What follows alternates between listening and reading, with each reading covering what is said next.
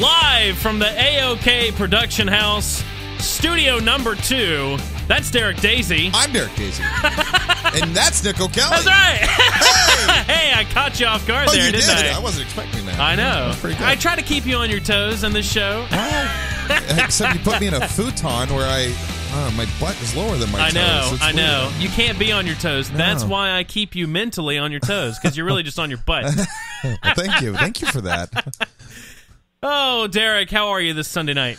I'm fine, Nick. Man, it's been a long couple days. Yeah. Not a lot of sleep, but outside of that, doing fine.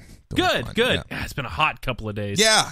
Here in Charleston, the sweltering heat. Well, Derek, I've got a special guest for you tonight. Okay. And it is actually another singer-songwriter from Canada. Yeah? Believe it or not. We got a lot of those on here. There's a lot of good musicians in Canada. So loving it. True. Loving the streak we got going here.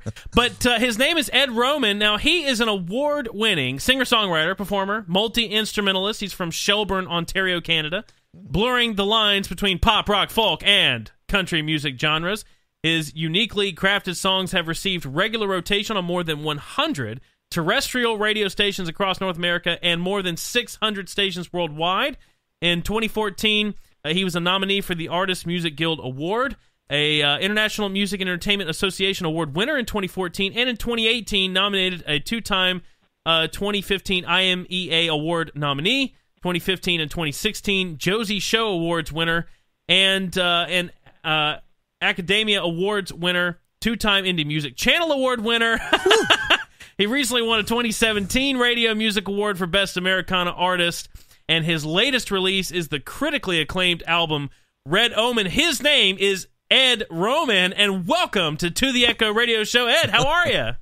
Great to be here, guys. Thanks for asking, Nico. And hey, Derek, it's Sunday night. We get to talk about music. Yeah. That's right. I'll tell you, I think that list would have been shorter if we just named all the awards you didn't win. Yeah.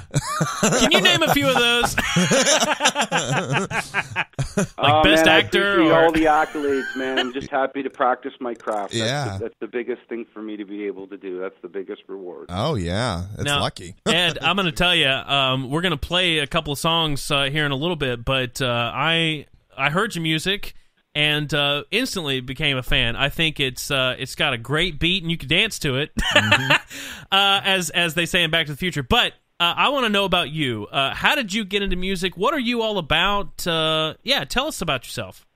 Well, if you like the tunes and you like the music, that means you're an Ed head now. Oh, you're official. Is there like a shirt that goes with that? We'll have to send you the little, styrofoam moai when we get them, and you'll have your name. It'll be embossed, Nico. There'll be a Derek. They won't look exactly like you, but definitely, yeah. But no, music, man. It's been my whole life. Started off when I was about 5, singing John Jacob Jingleheimer Schmidt and stuff like that to people that would come to the house. Our house was a very active household. 4 brothers and sisters, my mom and dad, my grandparents, tiny little farmhouse. In the 70s, guys, I mean, look, we're of the same age and ilk, and that was such an amazing musical crossover time of so many different things that were going on. From country and western to rock and roll to funk to folk to you name it. There were so many different amazing things happening. Fusion music, jazz, there's all sorts of stuff. The list is endless. But my family had that kind of no-holds-barred thing with listening to music. I guess the 70s were and the 60s were a little bit about that. And the house was always, you're fighting for record player space, the classic, suitcase one you pulled apart with the wire and put it on the pillow and, a couple radios in the house. My grandmother was always singing. And I just thought, look, there's something to this. Yeah. All this music that is making people so moved, energetically, positively charged. And at the same time, I remember when Elvis died or Lennon, coming home into my house and there's people crying in the kitchen. I'm like, who died in our family? And they're like, oh, John Lennon died today. Shot. So I was like, there's something that's so how might I say, just righteous somehow about it all. And at the same time, it's a devotion to, like, it's a lifelong mission. There's so many things that are going on in music, from historical things in terms of research, or things that are happening right now, to your thinking about the future. It becomes philosophical in nature. It becomes something that is also, like, physical, because it requires a lot of time and energy to put into certain things and what you do. It becomes social, because then you get to show those ideas, express the ideas, connect with other people all over the world. There's so many things about it that is like, wow, you almost feel like a Jedi sometimes. It's like, so I thought, that's got to be one of the most noblest pursuits. And other than that, being so passionate about growing food and gardening, I see them actually hand in hand in the same kind of way, in an artistic way of living. It's what drives me. What gets me out of bed in the morning. It's everything to me. Oh man, you and Nick got something. I know. I was about to say, Ed. I started my first vegetable garden this year. Actually, my wife and I bought a house and grew a bunch of. It's actually blooming pretty well. It's squash, zucchini, broccoli, tomatoes, and strawberries. Yes. So, what's gardening like up in Canada? How's that? You have good weather for it up there? Well, you buggers down in Charleston, all that nice weather. Yeah. You're growing all that stuff. Hey, probably eating tomatoes. time. We have short windows. You have to be creative. I mean, we're starting tomato and pepper seeds in our kitchen in late February to nurse them to that point, to get them into the ground. And I mean, we buy some stuff that's local from some local greenhouses that we pop in the ground, but potatoes, corn. Cabbage this year we're doing. It's got 18 tomato plants out there. Plus we did another 24 in like big, huge containers. Wow. What else? That's hardcore. Anything that you can possibly think of, we kind of do. So, and I've been doing it my whole life. Again, it's sort of like it's like you started gardening. I'm like, yeah, more people are gardening because. I always say to my mom, she's 82, Mom, thank you for giving me that gift of the appreciation of what it is. It's not just the coming up to the trough to eat, but everything that goes into it, from when you're planting to looking after it and then consuming, sharing, that robust sense of satisfaction that you get is like, we did this. Yeah. And it's happening right in our very backyard. It's happening on our farm. And if you can't, and people are supporting local farmers markets and things like that, where people are doing that on 25, 50-acre, 100-acre parcels, starting the family farm again. That's good. Yeah. It means we're all buying locally, interjecting locally into the economy. You're eating better because the quality of the food is that much closer to you. There's so many wins there, gentlemen. Yeah. So many wins. Oh, yeah. I have to ask the question, do you ever play music for the vegetables? Or for Hey, it's a scientific thing. Yeah, do they grow better? Like, what's up? Well, look, I've had my bass amp set outside to do a video, and I'm always walking around the yard in the summer, like playing my guitar. So, I mean, they got to be listening. Yeah. That's cool. That's one thing I read about you is that you play. Do you play all of the instruments on your album? You do, right? Some of the songs I do, and some of the songs there's guest musicians, part of the band. It's this is the thing again, like gardening. Songs when they unfold, and it's one thing to write them and then figure out how to like capture it. I allow that same process to sort of take over. I look and I go, okay, what needs to be done here? Do I need to hoe? Who's a good hoer? Maybe I can hoe this. Let me give it a shot. So, and then I start to realize some of the music says, well, wait a minute, this has got to be captured live off the floor because it's like a jazz number or a fusion-y kind of number. Or it requires that sound of a band vibe.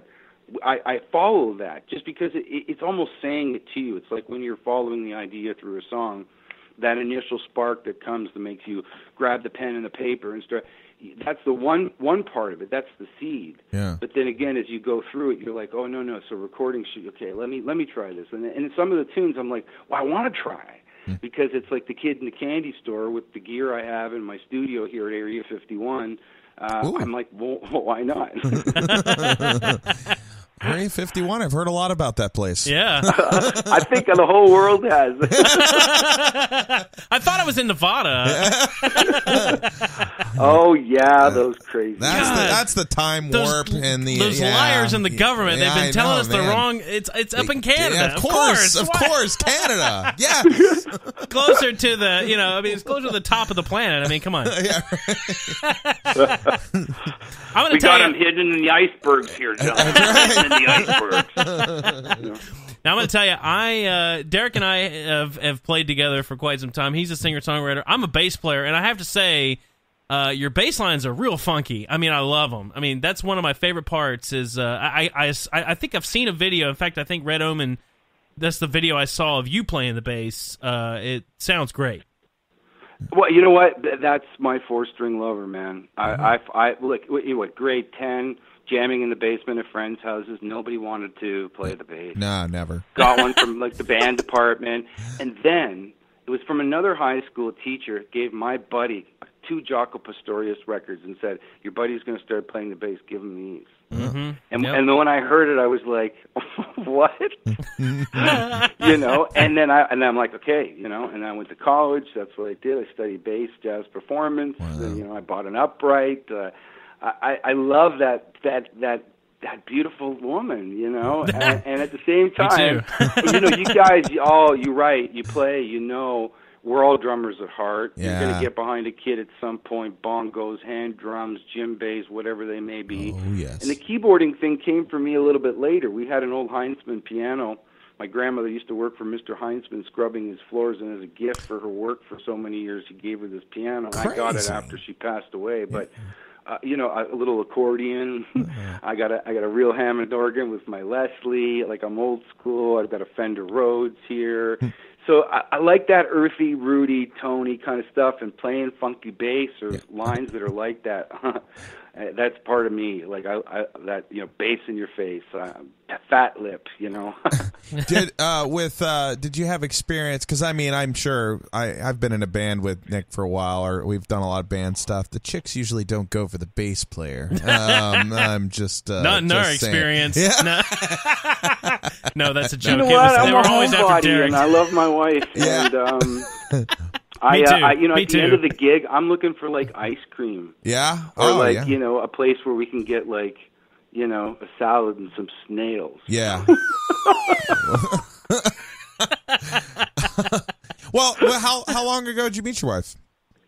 We met back in '94. Okay. We got married in 2001, so we've been together 24 years and 17 years married coming in July. Whoop, whoop, man. Yeah. That's excellent. Yeah, that's amazing. Yeah, I'm just kidding with the whole chick thing. Yes. Yeah, we're all married here. I'm a happily married we're man. We're all married. Hey, look, if I need to sire, I need to sire. Yeah. Oh, man. Yeah, so I'm fascinated with the style of music. I mean, who would you? Okay, let me ask you this: who would you say is your biggest inspiration for doing this? What you do? Wow, that's a really tough question because, guys, as well as I do, there's so many people. Like even just in our day-to-day lives, it's funny. I think of my dad, who was tone deaf. I love you, Dad. Like Beethoven. He's no longer with us. Yeah. But you know what it was? It was passion and this sort of connection to the public. In a weird way, I find music as like 2 things. One, it's like a beautiful crime. And what I mean by that is we have this ability to say and do all these things and portray imagery and almost go back in time, or like I said, even think about the future. And it's French thieves that burrow through the ground for days under swimming pools to break into a bank in Europe, and when they do, they finally get into the vaults and nobody's injured or hurt, but on the walls while they're eating baguette and fresh pate and a bottle of champagne, they write without violence, without pain, but with intellect. It has that kind of feel to it. Yeah. And at the same time, this public service, my father was the mayor of our town for 32 years. He was police commissioner for 14. He was chairman of York Region. He was the first federal coalition candidate ever in the history of Canadian federal politics who ran as an independent and won. Well, he did this while he had a brain tumor and multiple sclerosis. Man. But my dad hated the word politics, and music is very political sometimes because of the things that we say. And he believed that politics isn't the right word, public servant, because we serve the public, we listen to the public, and we are the voice for the public. Music has that same thing. We are the voice of the public, of that conscious stream of thought that we're all talking about, what's on the front page today, what's in your mental spectrum, how is it affecting you. It all has that same sort of connection. So as many musicians, as I like to say, are in that boat that inspired me, as many other people that are in that boat, my dad is really a part of that, a big part of that, why I do what I do. Mayor, police commissioner, are you Batman? Yeah. Was he Batman? Hey, you know what? When it happened when I was a kid, I was watching Batman when my mom told me, hey, your father just became the police commissioner. And I looked at the television, and I'm watching Batman. And I'm like, so what? He's going to meet Batman? Like, we're going to meet Batman? You know, it was like 1976. She's laughing. Now, okay, so that's an amazing story. I mean, that's why I was so excited to get you on here. I have to say, you know, Derek and I are children of the mid-'80s, so, you know, we grew up with the 90s. And when I first heard your song, Red Omen was the first one I heard. I loved it. I mean, I thought it was great. You reminded me, mostly in the timbre of your voice, of one of the singers from the Bare Naked Ladies. And I listened to that, and I was like, who? I could not figure out how old you were. Like if you were, I didn't know if you were a young guy or, I mean, and then I found out you're this really experienced like musician, and I heard your other songs, and I was like, wow, I was so wrong. This guy is way above that. I just had to tell you that because I thought that's what it reminded me of. But I love the folkiness of your music. What is your current? What do you call your project? Is it the Ed Roman band, or what is your project right now? Ed Roman, but I mean, you know, I've always kind of considered us like as special ed and the musically challenged. I mean, Ed Roman is what I go by. All my albums say Ed Roman, but I play with a very special group of people, and we've been playing music together for a long time, and we challenge each other. And we push each other in really interesting directions. And I like that. I think that's healthy inside the music environment. Even that's why we were pushed as young people to do what we did. Hey, you know, guess who learned the next chorus from the tune? And it's like, okay, I'm going to go home that night and like learn the next chorus. Yeah. You know, like, yeah. So it's like all of that is the same healthiness, I think, inside of it. But it's Ed Roman, you know, it's me, it's the tunes I write.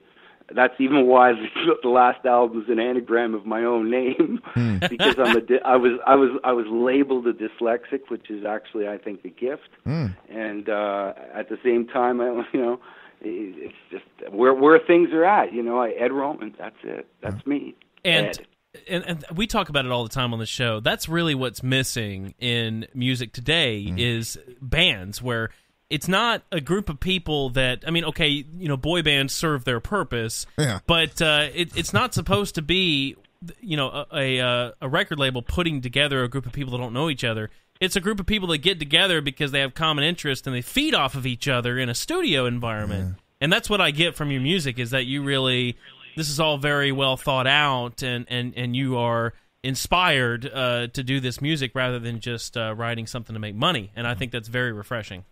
Well, it's continual. Like I said, it's a lifelong pursuit. And, you know, without going over the emotional top about everything, I mean, I'm doing this because I have to.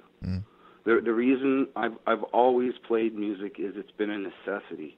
It's a form of how might I say, internal connectiveness to everything that's happening for me, not just in my personal life, but my immediate community, my country, the world. And I don't want it to sound hokey, but even if I never make any money or make millions of dollars, and to tell you the truth, gentlemen, if I did, I'd give most of it away because I have everything I need already.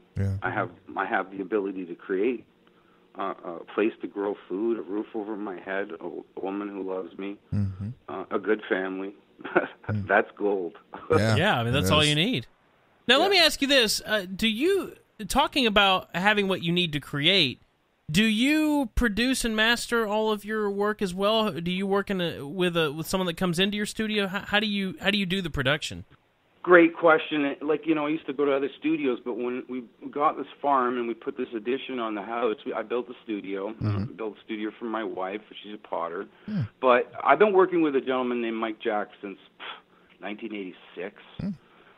Mike is a world-renowned producer and engineer. He's very humble. He's like my Eddie Kramer. He has worked with people like Bono, The Trues, Rush, Oscar Peterson, and Murray.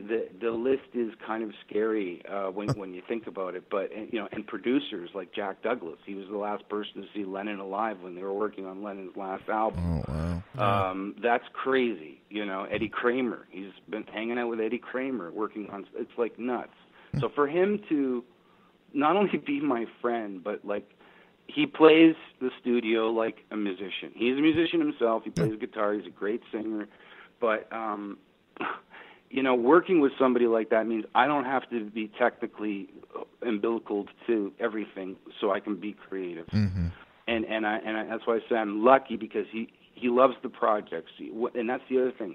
He has that same mentality in terms of what I said about songwriting, which is we follow the recording process. We know implicitly where things are going once we begin. And when we start tracking something in whatever fashion, we can start hearing things or like, oh yeah, let's bring in the band and then like cut it like this, or no, let's build this, or let's get somebody like so and so to be like the guest.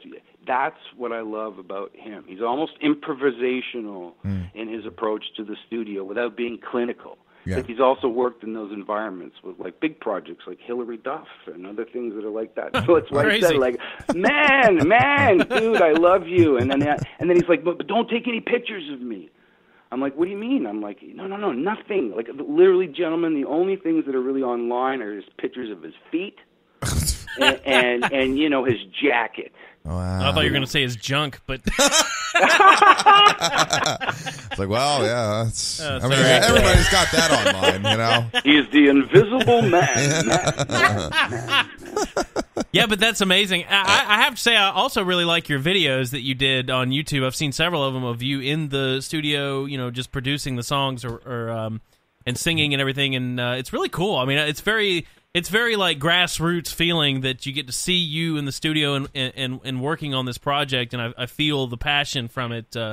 So I mean, thank you. Yeah, thank you. It's really, really cool. Well, like, hey, you remember like watching stuff like Stevie Wonder doing stuff like that, or you saw other video clips. Like I couldn't believe it, but there was some of the stuff that went through the Keith Richards documentary that came out a while ago, where it's just like Keith and Charlie, yep, working on stuff, and it's Keith playing bass. It's not even Ron Wood, like, and I like that because it doesn't have to be the ego there or potentiality. Yeah. I want to remove that even from my experience. I don't want to always have to be the dictator in a situation. It's one thing to be the captain of a ship on a gig and you're the spokesperson for the night. But when you're talking about creativity and you begin to arrest it with that, it's really unhealthy. Yeah. Sometimes I gotta relinquish some of that control. Yeah, Derek's a control freak. No, well, I'm very. I am. I mean, and I get that from my father. My dad was a drummer, singer, and he played and got to open up for a lot of big bands. But like, I learned that from him. He goes into rehearsal pissed off, nobody practiced or whatever, and then I get that, and then I go to rehearsal and I'm like, why don't you know the part? I tell you, I got a really good practicing work ethic from Derek. Yeah, I did. Because I don't want to be the guy that doesn't know the parts. Yeah. So the last group we played in, we let our drummer be that guy, and we both gang up on him. Yeah. Nick was like, "All right, as long as I'm on Derek's side, it's okay." I feel bad. Well, for and a drummer is so regimented, so it's got to rub off. So you're like, Oh man, well, I'm glad you got that part. Oh man, I hope someday I find that piece. Yeah. That's right. Okay, well, I'd like to play your song. I think our audience is going to love this. So why don't you set up for us Red Omen, what it's about. I think it's the title track on your latest release, right? So tell us about this song. Great. Well, it's about me, as I mentioned. It's an anagram. It's filled with allegory about my life, and at the same time, some fantasy of things that, I wished people I could have met, or inspirational people, like Jimi Hendrix, going to this base camp on Machu Picchu, they house UFOs, and, but at the same time, as I mentioned, it also is prognosticating. It has that sort of like third verse, like, well, here's kind of where things are going. But it's all fun. It's encapsulated into like this sort of like, well, this is kind of Ed, but is it, or is it Red? So and that's about it, and it's a lot of fun, kind of African-y. Well, let's listen to it, Yeah. Okay. So that being said, this is Red Omen from the artist we're talking to, Ed Roman, and you're listening to the Echo Radio Show. So why don't you take a listen, and we'll be right back with Ed Roman.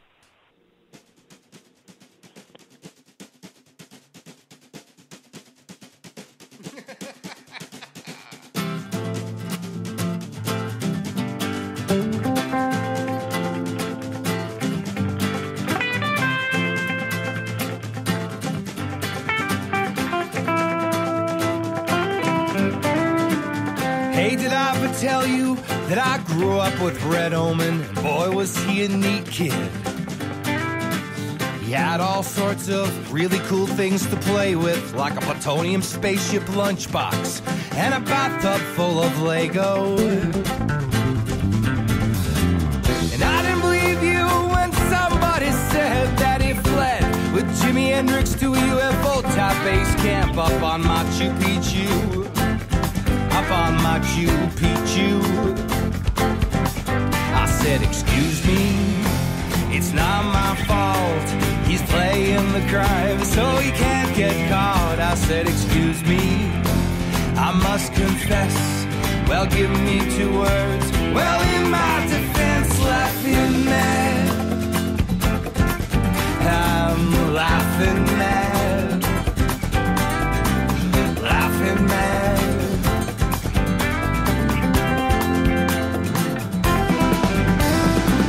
There's a red-hot stove down in Pittsburgh going out hard like a cherry pie. Call me a fibber, call me a liar, say it to my face, like a cross between Benjamin Franklin and Ian Pace. And I didn't believe the man from MI6 living out in the sticks, who souped up his side by side like Evel Knievel, just like Evel Knievel. I said, excuse me, it's not my fault. He's playing the crime so he can't get caught. I said, excuse me, I must confess. Well, give me 2 words. Well, in my defense, laughing mad. I'm laughing mad. I'm laughing mad. Laughing mad.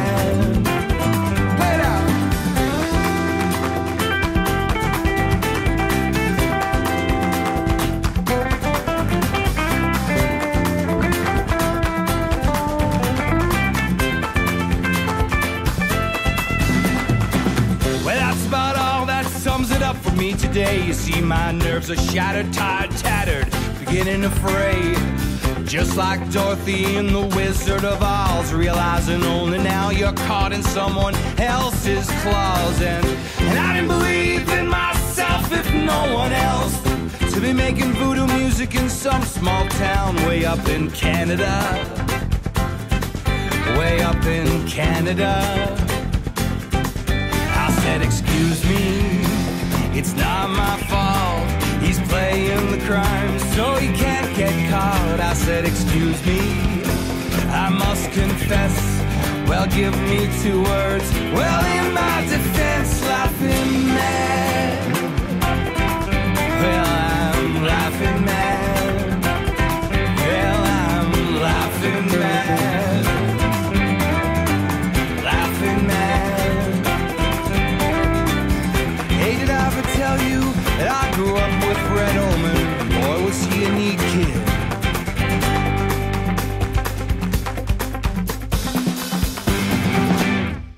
Ed Roman.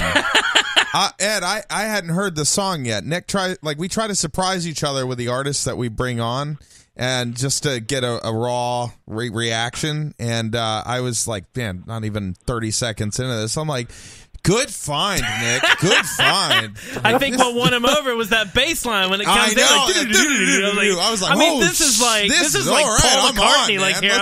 Let's do it. Who is this guy? I know. I was pleasant, like very, very good. Yeah, like, this song, and that's what we do. Like I will bring a band to him, or he'll bring one to me. So he had not heard this, and I was excited. I've been excited all week. He's been talking you up, and I'm like, okay, Nick, all right, well, let's go see what happens. And yeah, man, wow. What awesome. I love about this song is the writing. I mean, it's just so unique, and you even have that tie back to the beginning of the song at the end, and I don't know, like you rhyme words in here that you would have never heard in mainstream song. I love it. It's just good, very, very well done. Very good flow, very good musicianship. Yeah. Just, oof. Oh man, God, now you're stroking a dyslexic ego hugely. And this is in the musicianship. Look, Chris Taggart on electric guitar, fabulous, one of Canada's finest guitar players. Anthony Cook on drums. Man, we go back to high school. That's what I'm talking about. Our relationships and the musicianship. Yeah. It makes the tune happen, and playing bass, it's fun. It's fun playing bass on that tune, man. But oh God, this is where the connection between the Dyslexia Society and this cross-promotion campaign that I'm working on with Sue Hall. She's head of the organization here in Canada for positive dyslexia, and then there's the Ron Davis, which is the Davis Dyslexia Method in the U.S. out of California. They're very interested in the song because of my story. And I'm wielding it that way, which means the kid that was told he was stupid and had such trouble reading in school, and man, I'm so happy my mom didn't let them put me on Ritalin.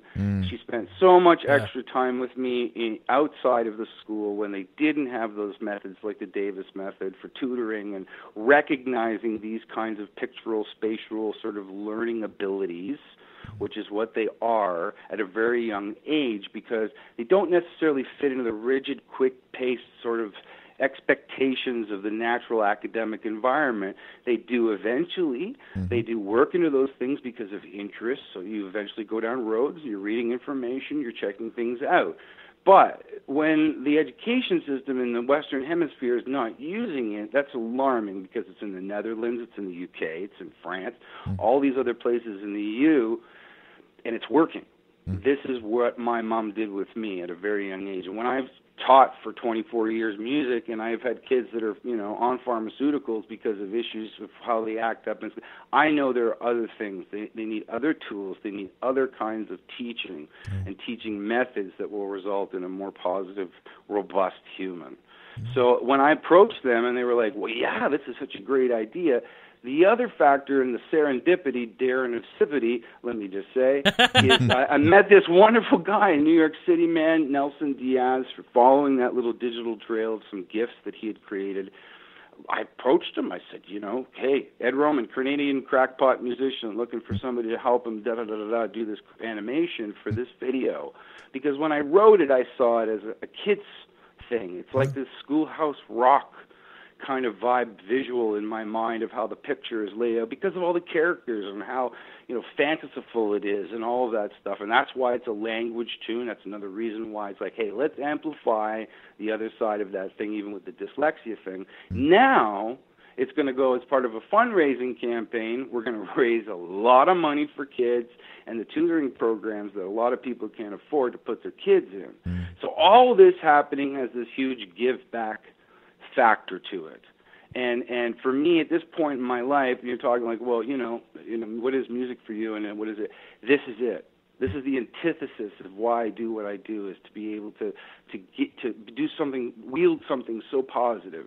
It's not just about gold airplanes and check out my boots and look what I'm wearing at the next big event. It's about, I really want to change that and have that be the Johnny Appleseed sort of mentality behind why I did what I did. And that's what the whole tune is. That's even why it is an anagram. And then following that same thing, gentlemen, through the whole process, just like the songwriting process, just like the recording process, just like the gardening experience. It all started to, okay, what does this mean? Who should I'll ask a question. Who will get back to me? It was a 2-year event. It was 2 years of looking for the right person that loved the music, that wanted to do it. And again, Nelson had just got back from a trip with his family from Machu Picchu. He's like, Ed, like, this is so strange that, like, the tune's got this in it and da-da-da-da. And he had just been reaching out to, like, a whole bunch of other artists saying, come on, let's do something on it. Now, Nelson's background, look, you're looking at Kung Fu Panda 2, SpongeBob SquarePants. He worked for Nickelodeon at Teletoon for years, did stuff with them, McDonald's Corporation, big stuff, Hallmark, TED. Like, I mean, he's nothing to sneeze at. So, in his company, There Be Dragons Creative Media in New York, which just started to amalgam all at the same time, took it on. And now it's this beautiful thing. You know, it's turning into this amazing roller coaster of like, yeah, it's red.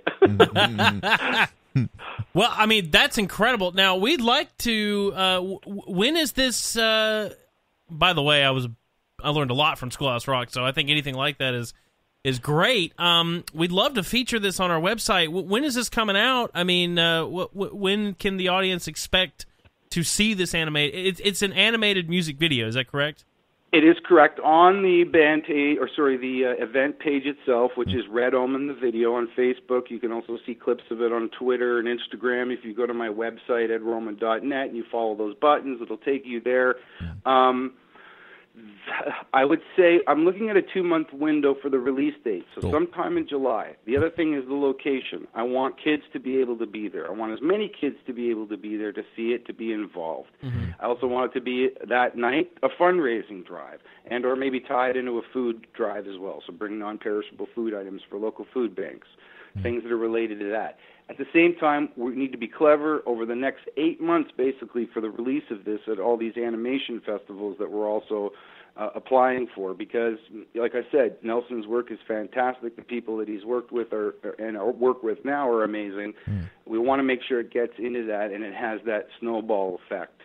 So other than it being seen and a lot of people getting into it and having a lot of fun and watching it, hopefully can keep making money for that organization, for the tutoring programs. So, you know, I'm hoping July. And if you guys want to host it on your site, I would be so happy. That would be great.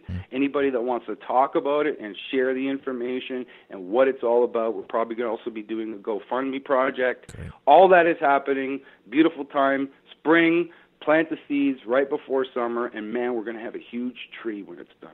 It's awesome. Excellent. I mean, it's so exciting to hear something like that. Love what the a cool passion. thing. I love the passion, Ed. I love it. Yeah. That's awesome. Hey, man, you know what? It's my family. I love you, Dad. He's not here anymore. Mom, she's at home. Hi, Mom. They were always that way about everything that they did, even anger. Oh, yeah. Lots of anger. And I remember my dad out in the field, you know, on his hands and knees, coddling a turnip that he pulled out of the ground like it was a small child, in the sense of pride, almost glowing off him like some kind of a corona in a religious painting. You know, for me as a kid, I went, hey, you know, this is everywhere.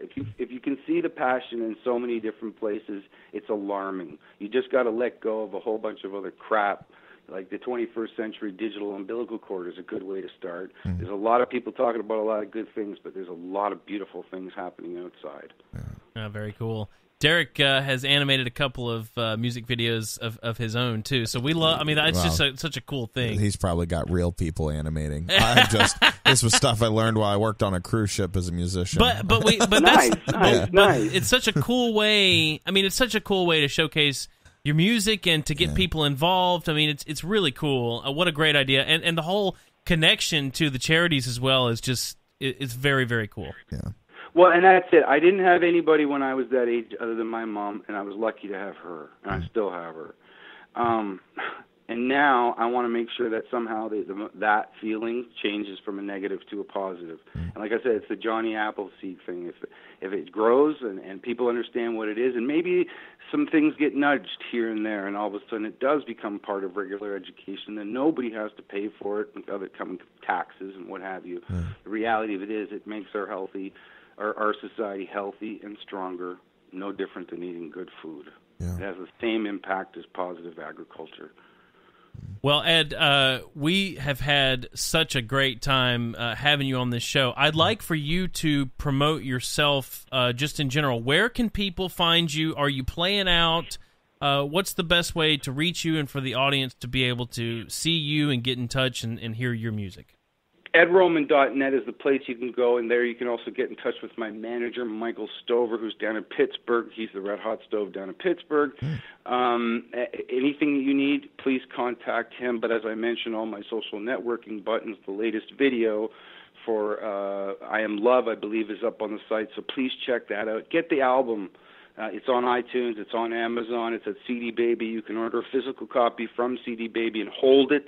It's red.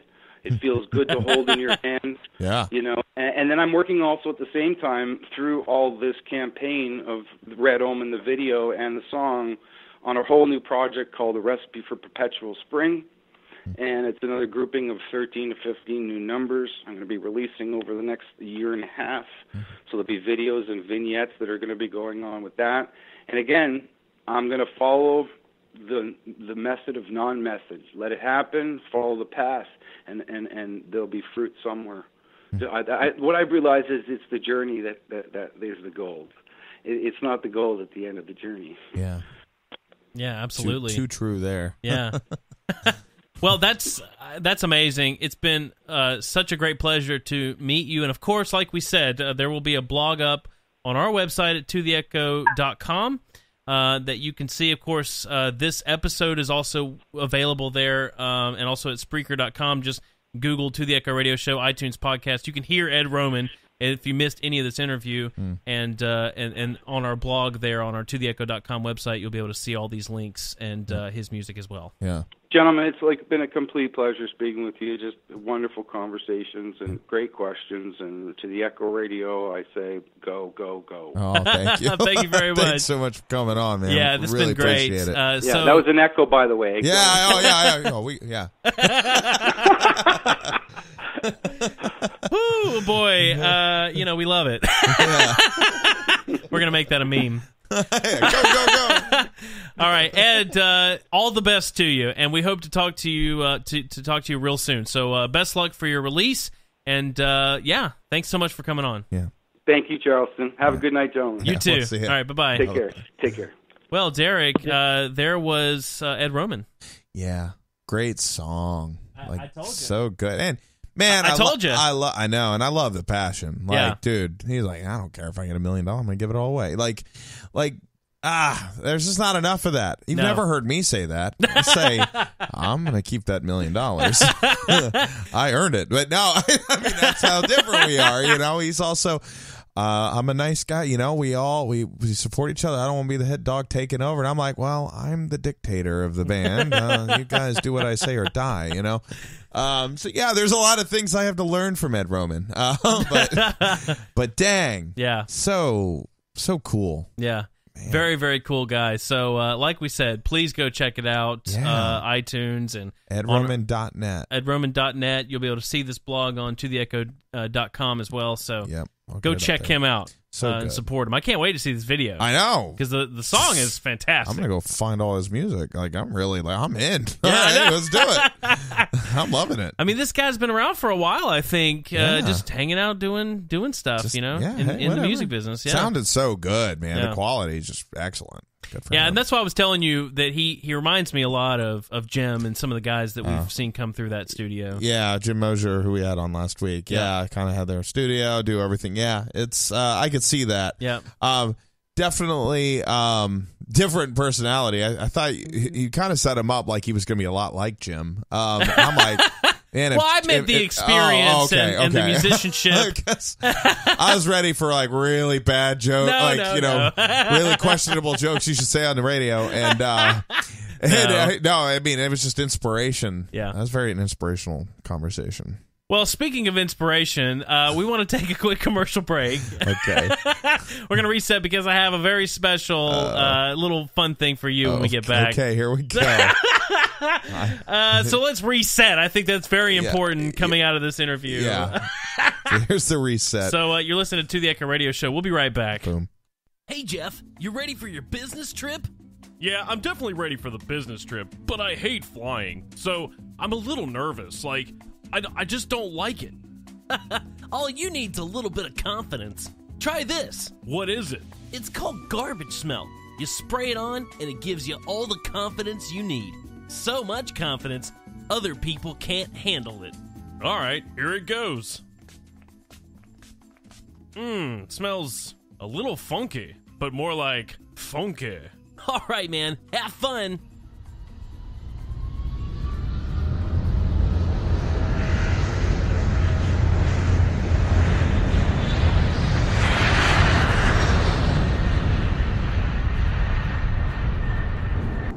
Good afternoon, sir. Can I get you something to drink? I'll just have a Coke. Thanks.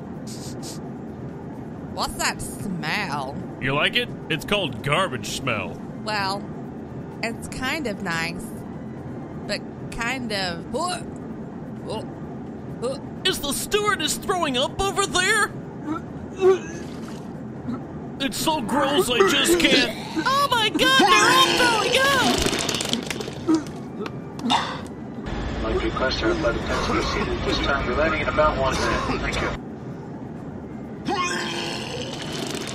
Garbage smell. So much confidence, other people can't handle it. Look for it in the trash bin of a store near you, from the makers of ocean water.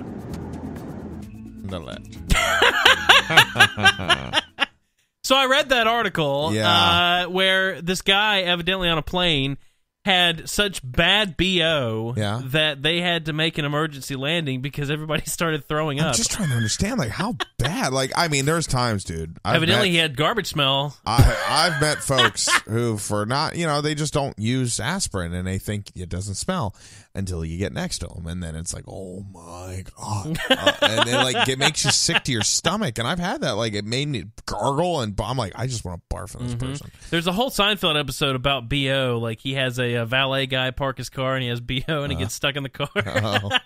But I tweeted this out and said that finally BO has caused people to have bodily like actual danger. Oh my God! Like what happens? Are you a weapon of mass destruction? I mean, it was so bad that they had to make an emergency landing. The captain up front was like, oh my God! Yeah, no, I'm gonna crash this Everybody's thing. throwing up. I'm gonna kill it. I'm gonna kill him so this never happens again. Everybody in the plane's throwing up. What are you gonna do? You gotta land. I guess. I don't know. I'd power through. Like, now you got to get through this. This is how you know you're tough. Well, Derek, I have a very special game for you today. I know. We're going to have to go rapid fire on this because there's quite a few of these. Okay. But this game is called Who Said It? Taylor Swift? Yeah. Or Hitler? Okay. I hope this is easy. Or that's it's not good. All right, are you ready? I hope so, Nick. No, I pray. God, please. So I'm just going to ask you. You say it. I'm going to tell you if you're right or wrong. Okay. There's 30 of these, so we got to go quick. Oh, my God. All right, are you ready? Yeah. Humanitarianism is the expression of stupidity and cowardice. Hitler? Yes. That doesn't sound like the kind of thing Taylor Swift would say. All right. She doesn't really come up in dinner conversation. Very good. Number 2. Yeah. Who says I am not under the special protection of God? Hitler. All right, let's try it. Yes. Okay. All right, here we go. In fairy tales, the bad guy is very easy to spot.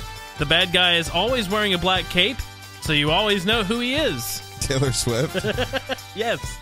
These get harder as we go. Okay. As a Christian, I have no duty to allow myself to be cheated, but I have the duty to be a fighter for truth and justice. Ooh. Hitler? You would be right.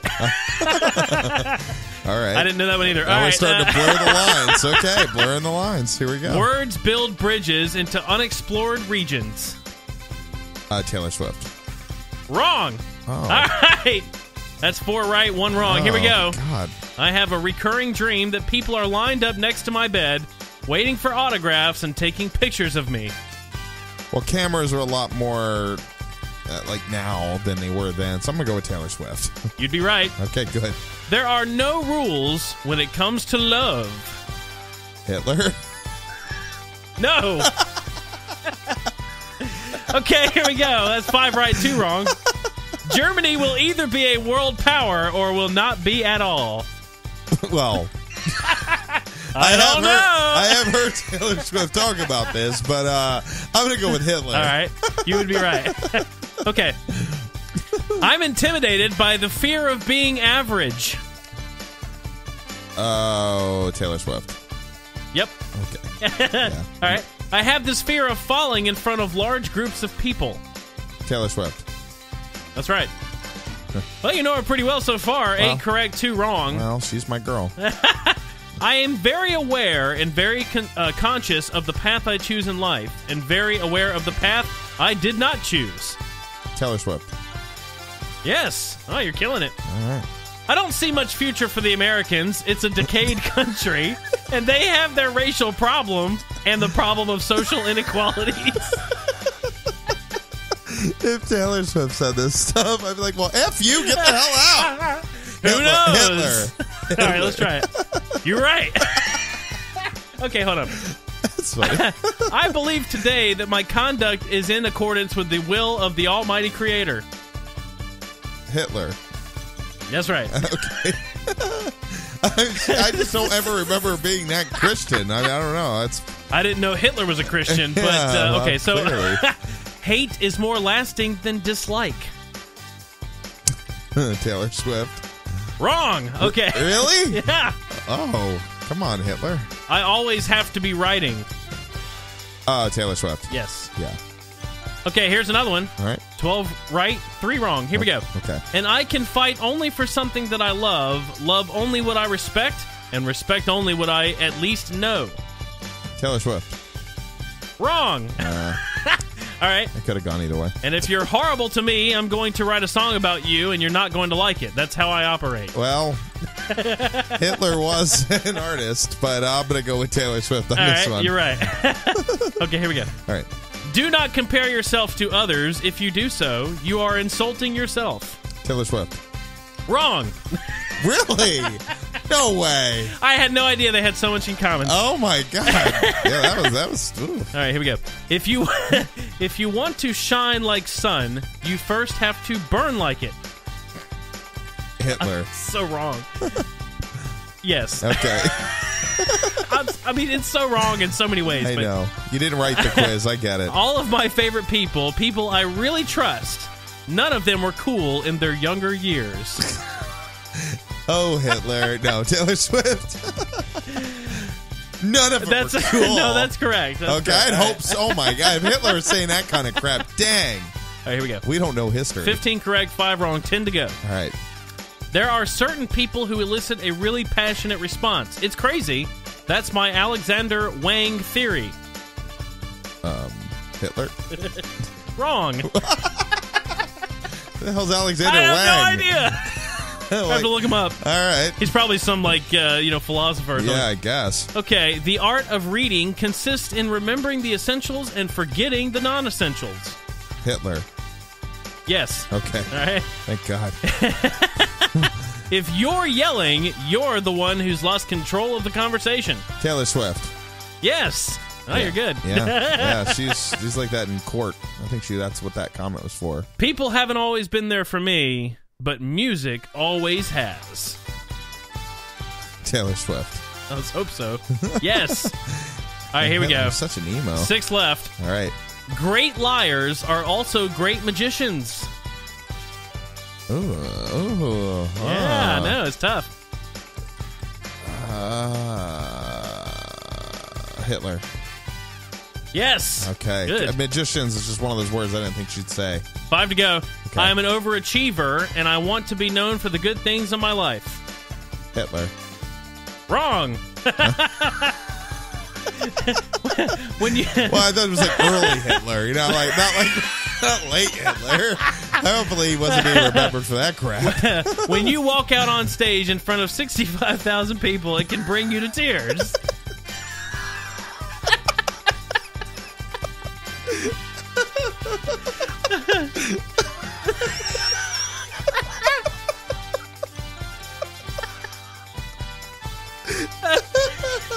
I know enough, right?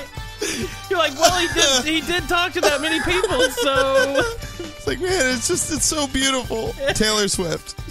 Yes. Okay, here we go. 3 to go. Okay. I know my flaws before other people point them out to me. Taylor Swift. Yes. 2 to go. It is always more difficult to fight against faith than against knowledge. Oh, man. Hitler. Yes. Okay. Last one. All right. I never want to change so much that people can't recognize me. Oh. Taylor Swift. Yes. Oh, man. Well, Derek, Wow. I mean, I'm telling you, you did way better than I thought. That one threw me for a loop. That's 65 million. Oh. You got 23 out of 30. Okay. You know Taylor Swift and Hitler pretty well.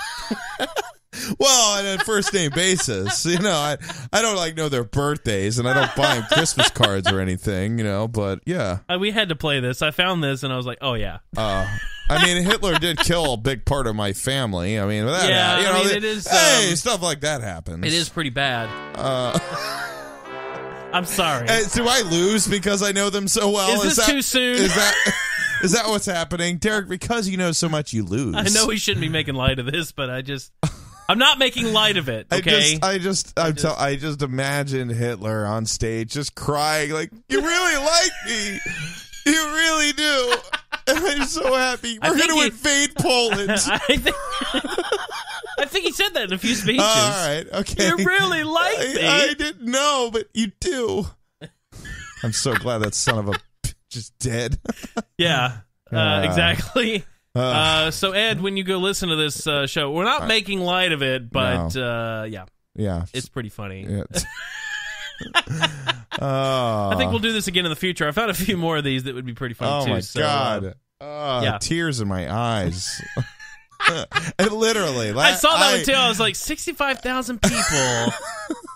Is that the most Taylor has ever played for? It has to be.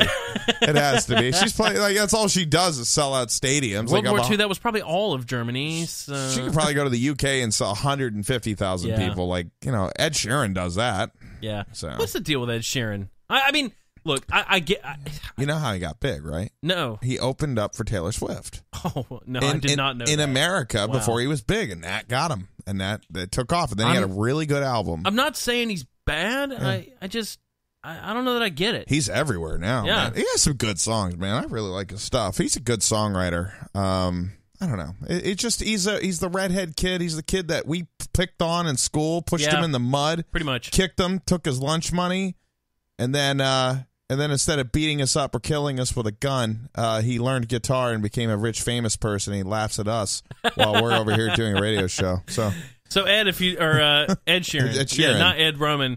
Ed, if you'd like to come on the show, we would love to have you. We yeah. have a spot right here next to me. Hope you like He was on futons. Game of Thrones. He had that one little cameo. Yeah, that was lame. Yeah, because I mean, it breaks the suspension of disbelief. Like I said, I'm not saying he's bad or anything. I like him, dude. I love his album. His most recent album, very good. There's a lot of good. Well, songs maybe I'll on give it another chance. It's good. I can't say that I've heard very many songs, just the hits, pretty much. Yeah, the hits are great, but they're good. He's a good songwriter. I'm not going to take anything from him. He's good. He kind of reminded me of like John Mayer, but not as good. He's better than John Mayer from a songwriter standpoint. Really? He's just got a lot better rhymes. John Mayer, have you seen his most recent music video? No.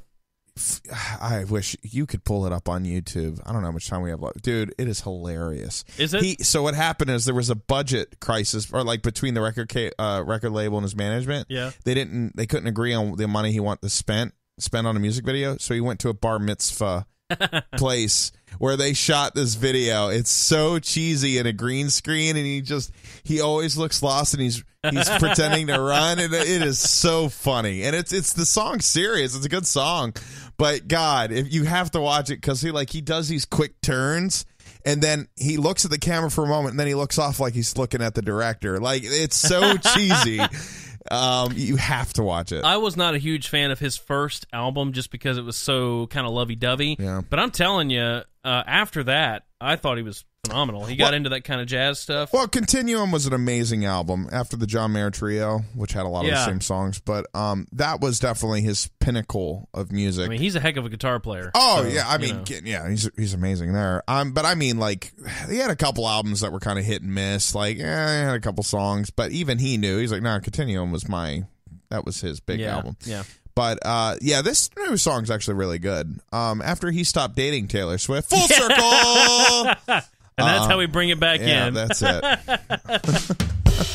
Yeah, one of those quotes that she had in there, I think, was about John Mayer. The one about, if I don't like you, I'll write a bad song about you, or that's how I work, or something. No, there's like 40 guys that's true about. But, no, she wrote a song called Dear John. Yeah. It's all about him. And then, I think that's where that quote came from, though. Yeah. Was that specific thing. Yeah, and he was like, I didn't deserve that. No. Obviously, it's kind of like Jennifer Aniston. Like, as much as I like her, after that many guys, you got to start thinking that there's something wrong with the girl. The more I watch Friends, the more I'm like, dude, I would never date Jennifer Aniston. Because there's got to be a piece of her that's a lot like that. Yeah. And I just couldn't do it. Every movie, every interview I ever see her in, I'm like, I wouldn't have dated her. After a while, I can't blame the guy anymore. Yeah. Ross, they were on a break. Yeah. Sorry. And, if you're going to say we're on a break, I'm going to go get laid. That's the whole point of Ross. a break. I mean, come on. Yeah. Well, that's the whole point of a break. If you're a woman and you have something to say about this, please write into the To The Echo. Derek Daisy at... Yeah. Bring it on. I'm ready to fight. Well, Derek, that's our show. God dang it. I know. It was good, but you know what? This was fun. I really enjoyed having Ed Roman on. Ed was awesome. Yep. And again, great song. Yeah. Wow. Really, really good. I've got another one here to play us out, too, that you're going to love. Great. Go check us out at totheecho.com. That's our website. Yeah. That's where you can see the blog that Ed's going to be featured on. Yep. Also, our entire archive is on there, but also the most latest show is the first one you'll see on there. Our Patreon account, there's a link to that. Yep. Also, our lovely host at Spreaker Web Radio. We always like to mention them. SPREAKER.com. Search for To The Echo Radio Show. Yep. iTunes podcast. Please subscribe. Give us a rating. We need the ratings. Yeah. I think that helps. Not just the ratings, but review. Say something. Well, reviews. That's what I meant. Reviews are good. Say something to us. Give us a rating. I mean, if you hate it, let us know. I mean, we want the feedback from you. But I can find out where you live. Yes. Remember that. We have all of our shows go up on YouTube as well. Just search for To The Echo Radio Show. It's under my account, Nicholas O'Kelly, but you can see it there if you search for To The Echo Radio Show. Yeah. I think that's it. All right. So we're doing the show now Sunday nights live at 9 p.m. and Wednesdays at 9 p.m. as well. So that we made a change to the time. Yeah. Just so the audience, if you didn't hear last week, just so that you know. That's right. And, of course, next Sunday, we are going to have Christine Morgan, who's from the History Gal. I'm very excited about this. I am, too, man. I love her. But I'm going to check her out this week on YouTube. I hadn't seen it yet. I'm going to have to ask her if she'll let me play the song we did together. Because why not? Her and I recorded a song, but I'll ask her to see if she's okay. But I'm so excited to talk to her. It's going to be fun. So that'll be our interview Sunday night. Of course, Wednesday night, you'll hear a show from us as well in between. We do the Wednesday night show as kind of our goof-off skits and commercials and just talking about the entertainment business. Sunday nights, we do our interviews. Yeah, that's right. Now, this to go out is The Way She Goes by Ed Roman. Please go check him out, edroman.net. Yes. You can hear all his music there. I'm Nick O'Kelly. I'm Derek Daisy. And this has been To The Echo Radio Show. We'll see you Wednesday night, 9 o'clock. See you then. Sharp. I could dance a lifetime with my sweet tobacco rose. You could build your nation with dirty hands in denim clothes. And even in our twilight, I think that everybody knows. An open mind, a subtle heart are the only way she goes, and that's the way she goes. Just like an open door or window, that's the way she goes. Just like the bathwater with the baby, that's the way she goes. Too many people acting crazy, that's the way she goes. Have you been singing this song lately? The whistle on your kettle's been chirping, and beat red is the song. Your mortal shackle's been winning battles. I think you've known this all along. The squeaky wheel's been seasoned because the grease price is too high. Just change another channel, it never ever changes, and wave it all goodbye. That's the way she goes, just like an open